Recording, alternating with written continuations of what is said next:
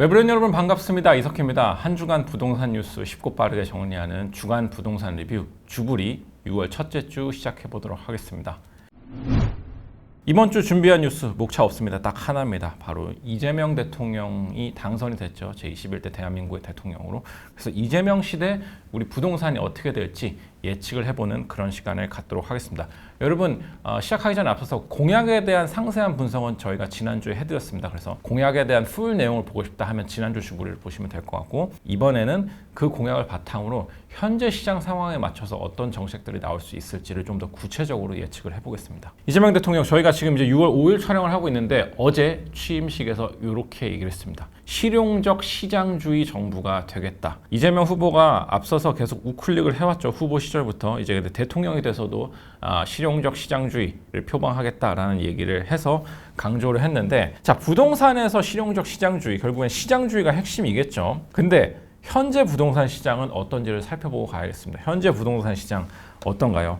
요게 지금 서울의 아파트 주택 매매 가격 지수입니다. 이거 주간 지수인데 올해 1월부터 현재까지를 가져온 거거든요. 쭉 우상향하는 분위기. 급하게 올라간 적이 한 번 있었고, 그리고 지금도 여전히 가파른 상승세가 유지가 되고 있습니다. 요게 이제 최근 하나, 둘, 셋, 넷, 다섯, 여섯, 6주간의 서울과 그리고 강남권, 여기 지금 동남권이라고 되어 있는데 강남, 서초, 송파, 강동까지 이 4개 구의 시세를 가져온 거거든요. 참고로 이번 주 시세도 오늘 오전에 나와서 제가 마지막에 주간 시세 때 다뤄드릴 텐데 이거보다도 상승폭이 더 확대됐어요. 근데 지금 보시면 서울의 상승폭 계속 올라가고 있죠. 그리고 이 서울 상승폭을 리딩하는 강남권의 상승폭은 더 가파르게 상승을 하고 있습니다. 이재명 정부가 출범하기 전부터 부동산은 오르고 있었던 거죠. 제가 그래서 영상 제목을 이재명 시대 부동산 오를 수밖에 없는 이유라고 정했는데, 오를 수밖에 없는 이유, 오르고 있습니다 이미. 자, 그리고 현재 지수뿐만 아니라 신고가들을 좀 찍히는 걸 보면 심상치가 않습니다. 자, 레미안 원베일리는 워낙 유명해서 이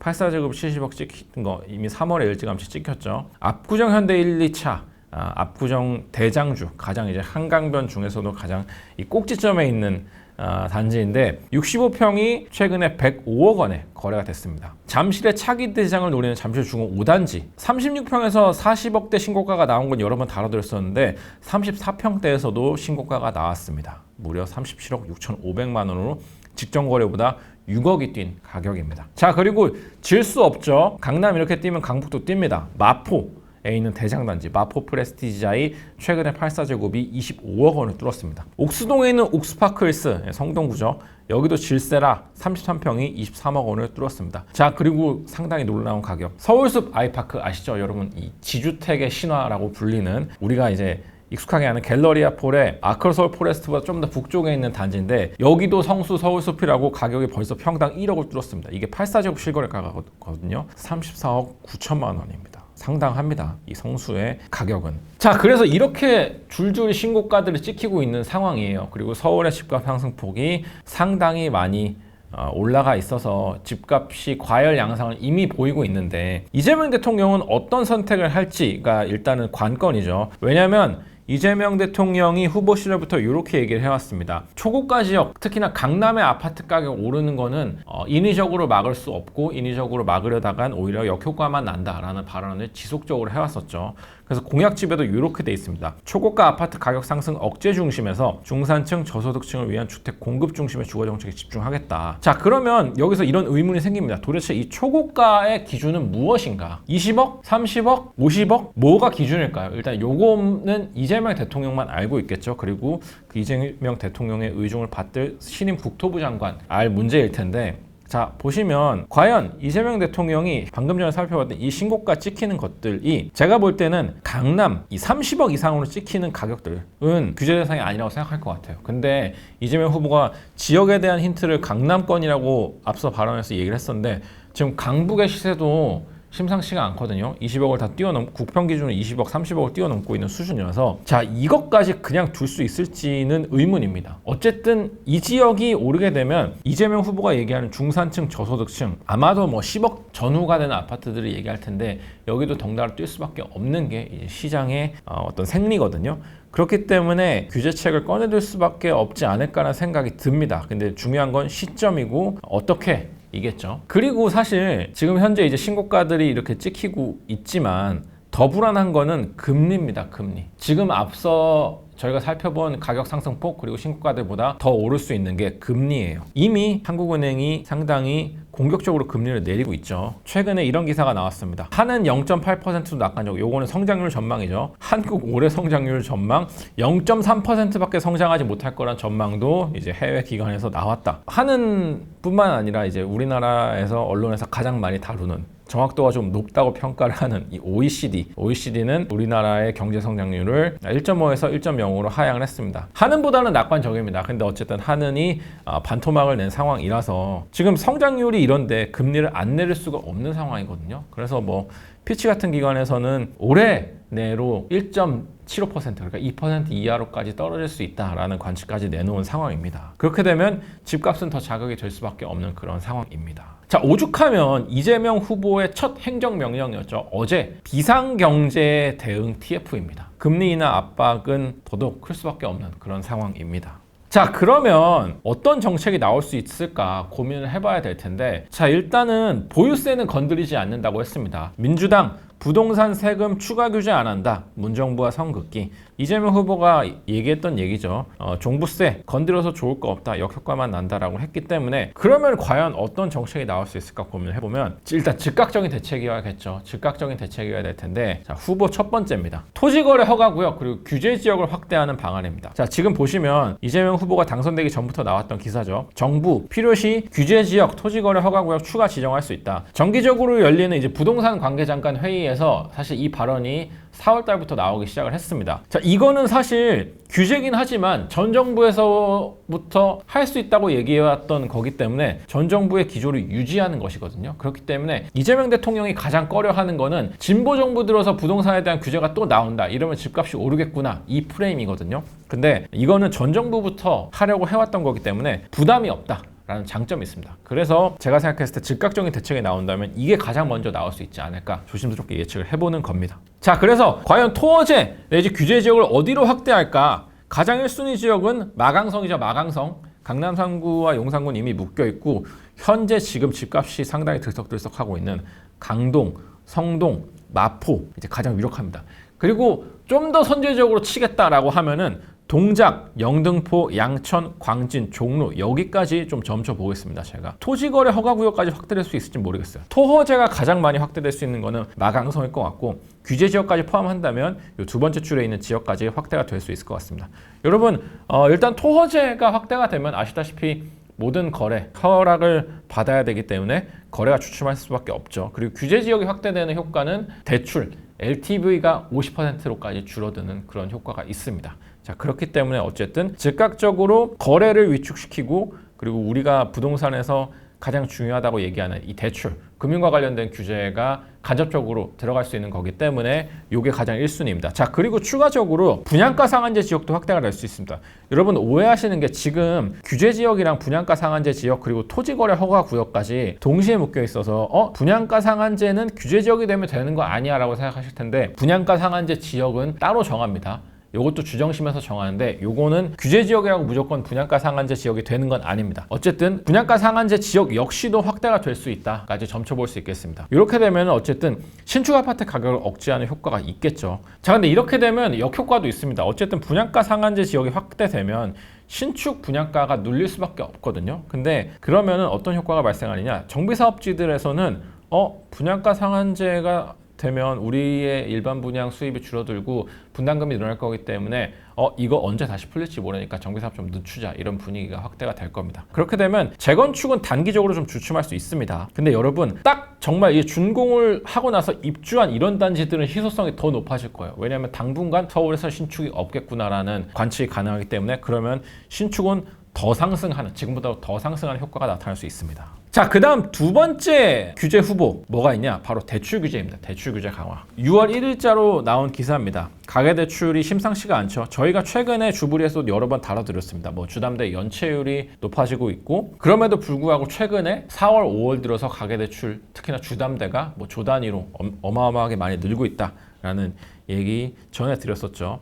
그래서 요것에 대한 규제도 금융당국에서 검토는 하고 있습니다. 수도권 핀셋 규제, 주담대 가중치 조정 검토 이런 규제 방안들이 검토가 되고 있어요. 요것도 이재명 대통령이 후보 시절에 했던 이야기입니다. 아주 두루뭉술하지만 이렇게 얘기를 했습니다. 가계부채 총량의 안정적인 관리기조 확립, 부동산 가격, 금융시스템 안정 정책이 서로 균형을 이루도록 관계기관 회의를 정례화하겠다. 이재명 후보가 규제 안 하겠다라고 얘기한 부분은 세금과 관련된 내용이었고 금융규제 안 하겠다고 하지 않았습니다. 할 수 있다고 이렇게 얘기를 해놨기 때문에 이것도 말 바꾸기는 아닌 거죠. 이미 이것도 앞서서 계속 검토 얘기가 나왔던 거기 때문에 역시나 시행했을 때 부담이 없는 규제입니다. 자, 그러면 어떤 대출 규제 강화가 나올 수 있을까 살펴보면 일단은 앞서서 핀셋 규제를 얘기하긴 했지만 아주 강력하게 나올 수 있는 거는 DSR 그리고 LTV를 더 강화하는 거죠. DSR은 사실 스트레스 3단계가 7월 시행을 앞두고 있기 때문에 이게 시행된 다음에 곧바로 또 건드리긴 어려울 거라고 봅니다. 근데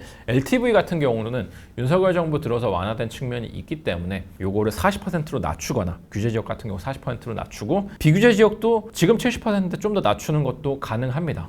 이런 게 나올 수가 있고 자, 그 다음에 여러분 문재인 정부 때 나왔던 대출 규제 뭐가 있죠? 바로 이 15억 초과 아파트에 대해서는 대출을 원천 금지하는 규제가 있었었죠. 요거 사실 전 정부의 어떤 그림자를 드리는 정책이기 때문에 안 나올 거라고 저는 예상을 하고 있는데 금융권에 계신 분들은 이게 다시 부활할 수 있다라고 관측을 하시더라고요. 그래서 제가 지금 여기 넣었습니다. 이게 사실은 과열이 심하게 되면 나올 수 있는 가능성이 높은 규제 중 하나다라고 금융권에 계신 분들은 많이들 얘기를 하십니다. 또 하나 여러분 저희가 9억 이상 분양가가 높았던 아파트들에서는 문재인 정부 때 중도금 대출이 나오지 않는 규제가 있었었죠.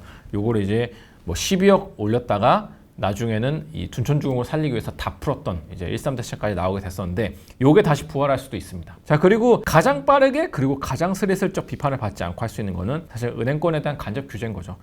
총량을 좀 더 빡빡하게 관리를 해라. 가상금리 너무 이렇게 내리지 말아라. 이렇게 얘기할 수 있는 게 이제 은행에 대한 손목 비틀기죠. 그래서 구두 개입 뒤에서 이제 은행권을 좀 조종하는 그런 규제가 들어갈 수 있습니다. 자, 그리고 여러분 대출 규제 강화가 가능성이 높은 이유는 이재명 대통령이 정책대출 확대를 예고했기 때문입니다. 공약집에 이런 내용이 있었죠. 저희가 지난주에도 다뤄드렸었는데 무주택자 등 실수요자 내 집 마련 해소를 위한 핀셋형 금융지원 확대하겠다. 신생아 특례대출 같은 어떤 특정한 계층을 위한 주거 취약계층을 위한 정책모기지 프로그램을 더 확대할 수 있다 이런 얘기죠. 근데 여러분 정책대출이 늘어나는 것도 가계대출이 늘어나는 겁니다. 그렇기 때문에 정책대출이 늘어나면 가계대출은 더 조여야 될 수밖에 없기 때문에 금융규제가 추가적으로 더 들어갈 가능성이 높은 상황입니다.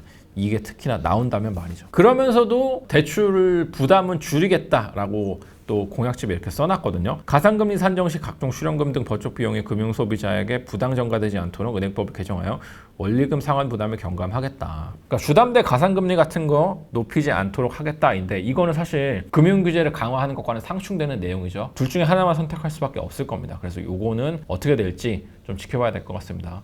함부로 믿지 않는 게 좋으실 것 같습니다. 자, 그 다음 세 번째 어떤 규제가 나올 수 있냐? 요거는 가능성이 낮아서 제가 후보 3으로 놔뒀지만 스멀스멀 예측이 좀 나오고 있긴 합니다. 종부세 건드리지 않겠다고 했는데 세율을 건드리지 않고 세금을 높일 수 있는 방법이 있습니다. 간접적으로 세금을 강화하는 방안이라고 제가 여기다 써놨는데 종부세는 쉽게 말하면 집값에다 세율을 곱해서 부과가 되죠. 이 집값은 공시가격입니다. 여기에 숨은 함정이 있습니다. 공정시작 가액 비율이라는 게 있습니다. 그러니까 우리가 집값을 딱 공시가격만으로 정하는 게 아니라 이 공시가격에다가 얼마까지 곱하는 게 아무래도 세부담을 고려했을 때는 적절한 것 같다라는 이 비율이 있거든요. 근데 사실 요거는 일종의 어떤 정부가 세부담을 낮췄다 높였다 하기 위해서 만들어 놓은 조정 장치입니다. 사실 이게 어떤 기준으로 정해지는지는 없어요. 역대 보면 그냥 정무적 판단에 의해서 높여야겠다 낮춰야겠다라고 하면 알아서 정부가 조정을 해왔던 겁니다. 이 공정시장 가액 비율이라는 게 있습니다. 이게 현재는 60%예요.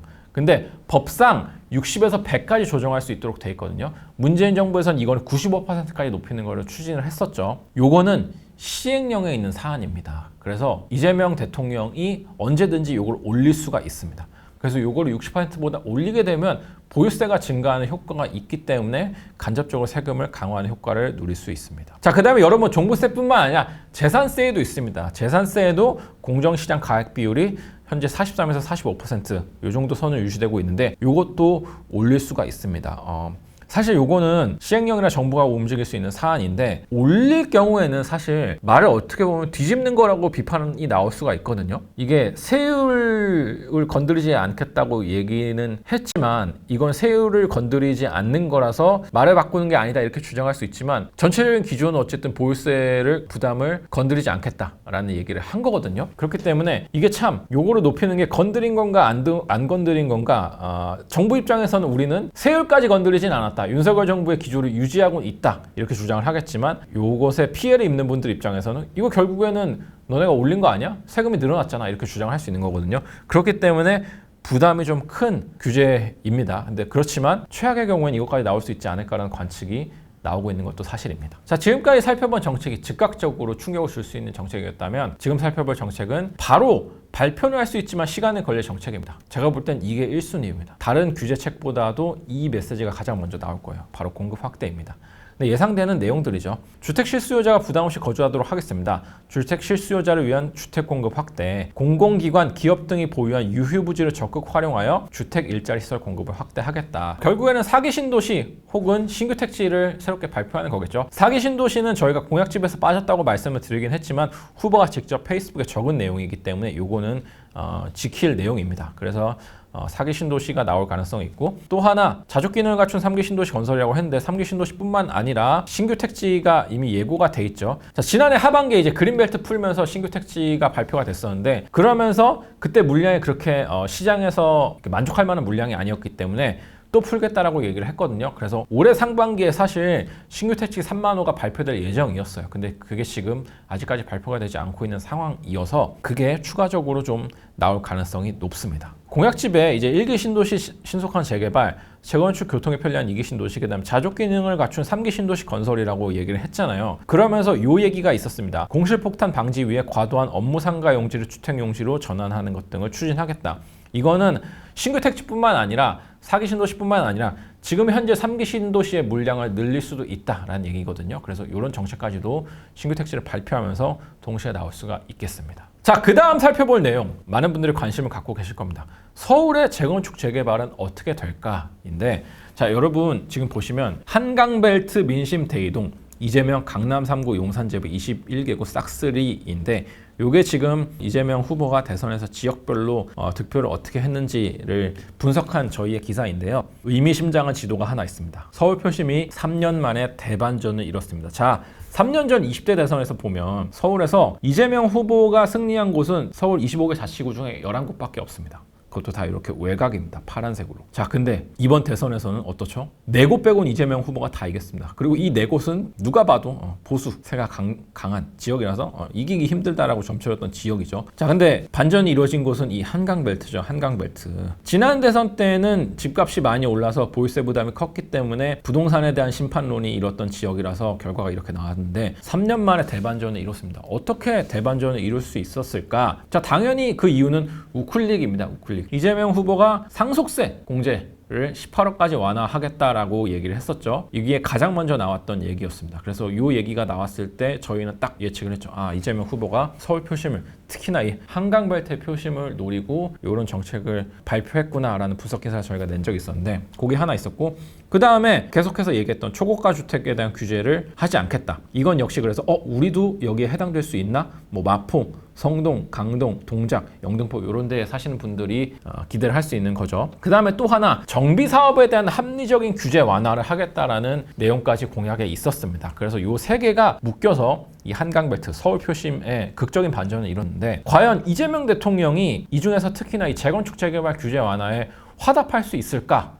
요게 관건인데 저는 사실 쉽지는 않다고 봅니다. 이재명 후보가 재건축 재개발에 대한 규제 완화를 약속했다라고 말한 부분은 딱 요거거든요. 요거. 주택 공급 신속 인허가 제도 도입으로 인허가 기간을 단축하여 사업비를 절감하고 절감한 사업비를 분양가 인하로 유도한다. 공공성 강화의 원칙하에 재개발 재건축 절차 및 용적률 건폐율 등 완화를 추진한다. 과연 이렇게 화답할 수 있을까인데 다시 읽어보면 이 얘기예요. 혜택을 준 만큼 가져간다는 겁니다. 용적률 건폐율 완화를 하지만 공공성 강화의 원칙이 있죠. 이건 뭐냐면 기부 체납이든 공공임대 등 늘리겠다는 얘기입니다. 용적률 건폐율을 통해서 여러분들 혜택을 본 만큼 가져가겠다는 거죠. 자, 그리고 신속 인허가를 통해서 사업비를 절감했어? 사업비 절감했으면 그건 분양가 인하로 이어져야 돼 라는 얘기가 여기 명시가 돼 있습니다. 그래서 여러분 사실 이거를 재건축 재개발에 대한 규제 완화만으로 읽으시면 안 됩니다. 결국에는 진보 정부에서 지켜야 될 선이라는 게 있기 때문에 이렇게 혜택을 줄 만큼 가져간다는 게 기조입니다. 자, 그 다음에 두 번째로 요거와 관련해서 좀 눈여겨볼 포인트는 서울시와의 어떤 불편한 동거가 지금 예고가 돼 있는 상황입니다. 대통령은 진보 대통령, 이제 이재명 대통령인데 서울시장은 보수 정당의 소속인 오세훈 시장이죠. 그렇기 때문에 불편한 동거를 해야 되는 그런 상황입니다. 여러분 사실 이렇게 생각하시는 분들도 있을 거예요. 오세훈 시장이 재건축 재개발에 대한 규제를 완화를 하고는 있지만 공공기관이나 이런 부분에 대해서는 여전히 좀 조합원분들과 마찰을 빚고 있는 상황이거든요. 그래서 가뜩이나 이제 전임 시장이었던 박원순 시장과 비슷하다 이유로 오원순이라는 별명까지 나오고 있는 상황인데, 그래서 불편한 동거야? 라고 생각하실 분들도 있어요. 근데 그럼에도 불구하고 오세훈 서울시장이 재건축 재개발에 대한 규제를 많이 푼 것도 사실이고 인허가를 신속히 하고 있는 것도 사실입니다. 정치적으로 어쨌든 대립각을 세우고 있는 정권이 들어섰기 때문에 쉽게 가지는 않을 거라고 보입니다. 그러면 이재명 정부는 뭘 할 수 있느냐? 사실 오세훈 시장이 재건축 재개발에 대한 규제 완화 그리고 신속한 인허가를 한다고 하지만 그거는 어디나 도정법이라는 법 틀 안에서 할 수 있는 거거든요. 근데 이 도정법을 이재명 정부와 민주당이 쥐고 있습니다. 자, 여러분 보시면 국회는 여전합니다. 170석이 민주당이 쥐고 있어요. 그러고 이제 이재명 정부의 첫 원내대표가 13일 선출이 되는데 벌써부터 이런 얘기가 나오죠. 친명 각축전이 예고된다. 당청이 아주 긴밀한 관계를 가지고 국정 운영을 해나갈 텐데, 그러면 도정법 바꾸는 거 정말 일도 아닙니다. 이번 정부에서. 사실 오세훈 시장이 할 수 있는 거는 이런 거예요. 도정법에서 정합니다. 뭐 용적률이라든지 건폐율이라든지 숫자는 다 도정법에 정해져 있어요. 그리고 이거를 각 시도 조례로 위임하는 형태인 거거든요. 그래서 오세훈 시장은 법 안에서 결국엔 움직일 수밖에 없는 거기 때문에 도정법을 어떻게 바꾸느냐에 따라서 재건축 재개발의 운명이 달려있는 겁니다. 자, 그리고 뿐만 아니라 많은 분들이 원하고 있는, 조합원분들이 원하고 있는 제초안도 완화한다는 얘기 없었죠. 폐지한다는 얘기는 더더욱 없었고, 근데 이것 역시 법이기 때문에 민주당이 쥐고 있는 겁니다. 그래서 정비사업은 제가 볼 때는 쉽지 않은 길로 들어설 수도 있을 것 같아요. 지금보다 나아질 가능성은 적고 오히려 나빠질 가능성이 조금 더 있다, 이렇게 봐야 맞을 것 같습니다. 자, 그 다음에 마지막으로 살펴볼 거 인위적 건설 경기 부양할까인데, 여러분 제가 이 얘기를 가져온 이유는 사실 건설업계가 지금 많이 힘듭니다. 서울 집값은 오르고 있지만 그거는 사실 딴 얘기예요. 공사비 상승, 미분양 증가 등 겨박제, 7월 위기설 현실화 하나. 사실 뭐 4월 위기설, 5월 위기설, 6월 위기설까지 있었죠. 건설업계는 늘 위기설입니다. 요것을 어떻게 할지도 관건일 텐데, 이거를 건설 경기를 왜 부양해야 돼? 라고 의문을 가지시는 분들 많습니다. 저 역시나 원래 그랬고. 근데 건설 경기가 우리나라 GDP의 14%를 차지합니다. 그래서 상당히 큰 부분을 차지하고 있거든요. 자, 한은 총재가 이번에 금리 인하를 하면서 그리고 동시에 경제 성장률 전망을 반토막으로 깎으면서 이렇게 얘기했습니다. 성장 전망 하향에 건설 영향이 0.4%포인트로 가장 크다. 자, 그러니까 우리가 성장을 꺾은 거 건설 경기 부진하기 때문이야. 이 영향이 제일 커라고 하는 총재가 얘기한 거예요. 경제 성장률이나 성적표를 받아들여야 되는, 좋은 성적표를 받아들여야 되는 대통령 입장에서는 건설 경기 이대로 그냥 둘 수 있을까 고민을 할 수밖에 없는 그런 상황입니다. 자, 그리고 후보의 공약집에서 이런 얘기가 있습니다. 지역 경제의 근간인 건설 경기를 회복시키겠습니다. 이 얘기가 있긴 있거든요. 근데 내용을 보면 건설업계가 요구하는 그런 내용은 아닙니다. 자, 건설공사 업역 간 경쟁체제 불공정 개선, 불합리한 직접 시공 규제 폐지 등 시공 역량 기반의 전문 건설업 경쟁력 회복, 자잘한 어떤 이 공정 경쟁을 저해하는 그런 것들을 좀 없애겠다라는 거지, 뭐 SOC 예산을 어떻게 투입하겠다, 뭐 지방 미분양을 어떻게 해소하겠다, 이런 얘기가 있는 건 아닙니다. 살리겠다고는 하는데 이걸로 살릴 수 있을까는 의문인 그런 상황이죠. 근데 여러분 최근에 화제가 되고 있는 게 하나가 있죠. 지분형 모기지. 김병환 금융위원장이 이제 나라가 여러분들의 집 사는데 지분을 출자해가지고 자금 조달을 더 쉽게 하겠습니다. 그리고 손실 보면 우리가 떠안고 이익이 나면 어떻게 뭐 나누든지 이렇게 하시죠. 뭐 이런 내용의 정책이죠. 이거에 대해서 김병환 금융위원장이 먼저 던지고 불이 붙었는데 최근에 이렇게 얘기했습니다. 지분형 모기지 새 정부도 추진할 것, 하반기 도입 시사. 저는 이렇게 생각했습니다. 아니 이재명 대통령 되면 잘릴 사람인데 어떻게 이런 발언을 할 수가 있지? 선 넘는 거 아닌가? 그리고 무책임한 발언 아닌가라고 생각을 했어요. 왜냐면 자기가 던진 건데 자기가 잘리면 이게 정책이 연속성이 있을 수 있을지 사실 의문이거든요. 그리고 새롭게 출범하는 정부 입장에서는 상당히 선 넘는 발언입니다. 우리가 할지 말지 정하는데 네가 왜 금융위원장이 뭐라고 이렇게 얘기를 해. 저도 같은 생각이 들었거든요. 자, 근데 제가 최근에 민주당과 가까운 부동산 전문가 인사분을 한 분 만났어요. 그분을 만나서 이 이야기를 했습니다. 이 발언 되게 선 넘는 거 아니냐. 어차피 이재명 대통령이 되면 금융위원장도 바뀌게 될 텐데, 근데 이분이 이렇게 얘기하시더라고요. 금융위원장의 그 발언 시기만 놓고 보면 의아한 것 맞다. 애둘러 표현하셨죠. 사실 선 넘는 거라고 표현을 한 건데, 이게 시장에 대한 인식은 정확하다는 겁니다. 무슨 얘기냐면 이 지분형 모기지가 결국에는 건설 경기를 살리는, 집값을 살리는 그런 정책이 될 수밖에 없는 거잖아요. 근데 이재명 정부와 민주당도 알고 있다는 겁니다. 건설 경기 부양책이 필요하다는 것. 앞서 제가 말씀드렸던 대로 성장률을 위해서라도 그렇고 지방 지금 건설사 도산이 심각한 위기를 맞고 있기 때문에. 그런데 자, 근데 문제는 결국엔 방법론이다. 이걸 어떻게 살릴지고 지분형 모기지도 그 대안이 될 수까지 있다라고 얘기를 하더라고요. 그리고 여러분, 실제로 이재명 후보도 경제 유튜버들과의 토론에서, 후보 시절 했던 토론에서 지분형 모기지에 대한 얘기를 듣고 없는 것보다 낫다고 발언을 했습니다. 근데 요거를 두고 완벽히 이해를 하고 발언한 것인지에 대해서는 조금 약간 반신반의하는 의견도 있긴 있는데, 이렇게 얘기를 했어요. 근데 여러분, 어쨌든 지분형 모기지가 아니더라도 어떤 형태로든 부양책은 나올 수밖에 없다라는 게 이제 이분의 관측이었습니다.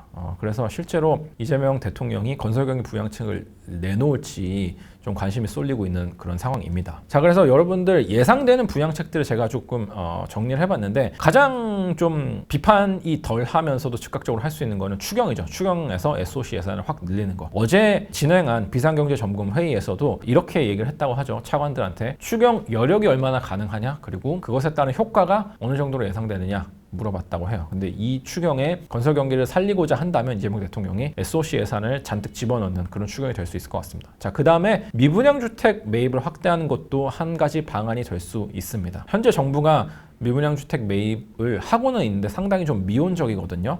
근데 요거는 새로운 국토부 장관 그리고 이재명 대통령의 의중이 어떤지가 좀 궁금한데, 진보 정부에서 공공이 가진 주택을 늘리는 것에 대해서는 상당히 좀 긍정적이거든요. 이게 어쨌든 나중에 임대로도 쓸 수 있고, 혹은 뭐 나중에 저렴하게 분양을 할 수 있고, 어쨌든 공공이 주택 재고를 늘리는 것에는 긍정적이기 때문에 이때가 기회다 하고 미분양 주택 매입을 확대할 수도 있습니다. 자, 그 다음에 앞서 살펴본 것처럼 지분형 모기지가 될 수도 있고, 혹은 뭐 지분 공유형 혹은 지분 적립형 주택이 될 수도 있고, 이런 형태의 정책금융이 나올 수 있는 그런 상황입니다. 꺼려지는 부양책, 건설업계가 요구하고 있는 취득, 양도, 종부세 등 중공 미분양뿐만 아니라 그냥 보통 미분양에 대해서 완화를 해달라고 하고 있는데, 저는 이것까지는 가지 않을 가능성이 높다고 봅니다. 자, 그래서 이재명 대통령은 지금 상당한 딜레마에 빠져 있는 상황입니다. 부동산의 한정에서 보면 집값 상승폭은 이미 확대가 되고 있죠. 그리고 경제 성장률을 고려하면 금리 인하는 하반기에 계속해서 이어질 수밖에 없는 불가피한 상황인데, 세금 규제 없다는 약속은 했고, 그 외에 부동산 규제에 대한 것들에 대해서도 한번 건드리기 시작하면 진보 정권의 규제가 시작되는구나, 이제 집값이 또 오르겠구나라는 이 부동산 규제에 대한 트라우마를 갖고 있기 때문에 쉽게 손대기 어려운 상황이에요. 근데 어쨌든 제가 봤을 때 이 정도 상승률이 지속된다면 어떻게든 정책이 나올 수밖에 없는 상황인데, 그걸 어떻게 프레임에서 잘 벗어나면서 규제를 할 수 있을지 요거를 찾아내는 게 관건일 것 같고, 자, 그 다음에 두 번째, 성장률 전망이 이렇게 어두우면 건설 경기 부양이 필요하거든요. 근데 건설 경기, 제가 앞서서 살펴봤던 이런 정책들이 나오면 제가 볼 땐 핀셋으로 나와야 될 것 같습니다. 그러니까 지방만 정밀 타격하는 그런 정책이 나와야 되지, 그렇게 되지 않으면은 수도권과 지방이 양극화되고 있는 상황에서 전국적인 상승으로 간다? 이러면 역시나 이것도 문제거든요. 그렇기 때문에 참 여러모로 이재명 대통령 입장에서는 부동산만 놓고 봤을 때는 상당히 좀 어려운 상황에서 대통령 임기를 시작하는 그런 상황입니다. 그래서 제가 생각했을 때는 이재명 대통령 입장에서는 언론에서 부동산에 대한 언급을 최대한 자제해줬으면 좋겠다, 이렇게 생각할 것 같고, 이게 주목을 받지 않았으면 좋겠다고 생각할 것 같아요. 지금 이것보다 더 중요한 게 있습니다. 중요한 건 AI 성장입니다. 이런 식으로 좀 화제를 돌리려고 할 텐데 시장은 계속해서 돌아가고 있기 때문에 참 이재명 대통령 입장에서는 힘든 그런 상황입니다. 그래서 어떻게 될지 지켜봐야 될 텐데, 앞서 살펴본 대로 규제들이 나오지 않을까, 그리고 부양책이 나온다면 지방에 대한 핀셋으로 나오지 않을까 예상을 해봅니다. 자, 이렇게 해서 이번 주 준비한 한 가지 주제, 이재명 시대 부동산에 대해서 다뤄봤고, 자, 주간 시세 살펴봐야겠죠. 주간 시세 이렇습니다. 서울의 상승폭이 더 커졌어요. 더 커졌습니다. 0.19% 상승을 했고 여러분 서울은 18주 연속 상승을 하고 있습니다. 지방도 하락폭이 조금 줄어들었습니다. 그래서 전국 집값은 보합을 기록했고 전세 가격은 크게 변동이 지금 없는 상황입니다. 강남은 더 뜨거워졌습니다. 서초, 강남, 송파, 강동, 과천 역시나 지난주에 비해 상승폭이 더 확대가 됐고 송파구의 상승세가 무섭습니다. 아마도 잠실주공 5단지의 영향이 좀 큰 것 같아요. 전주에 비해서 상승폭이 0.13%포인트나 늘어났습니다. 강남의 질스락 강북도 쏘고 있습니다. 용산 0.29% 전주보다 상승폭이 커졌고 성동구, 마포구 뭐 장난 아닙니다. 성북구도 상승폭이 상당히 좀 높아지고 있네요. 여러분 성북구 많은 분들이 좀 잘 관심 안 갖는 지역이긴 한데 도심 접근성이 좋아서 여기도 집값이 만만치 않은 지역입니다. 뭐 기름뉴타운이나 이런 곳들이죠. 여기도 상승폭이 상당히 좀 확대가 되고 있습니다. 그런 상황입니다. 자, 다음 주 분양 살펴볼 텐데요. 다음 주 분양은 뭐 별다른 게 없습니다. 수도권에서 지켜볼 만한 곳 뭐 평택 고덕, 그다음에 오산 세구에 있을 텐데 여기도 뭐 여러분들이 기대하시는 그런 안전 마진 같은 게 기대되는 곳들은 아니어서 그냥 살펴보시라는 얘기만 하고 넘어가도록 하겠습니다. 자, 이렇게 해서 6월 첫째 주 이재명 시대 부동산 어떻게 될지 다뤄봤습니다. 다음 주에도 알찬 주간 부동산 리뷰로 찾아뵙도록 하겠습니다. 그러면 저는 이만 인사드리겠습니다. 감사합니다.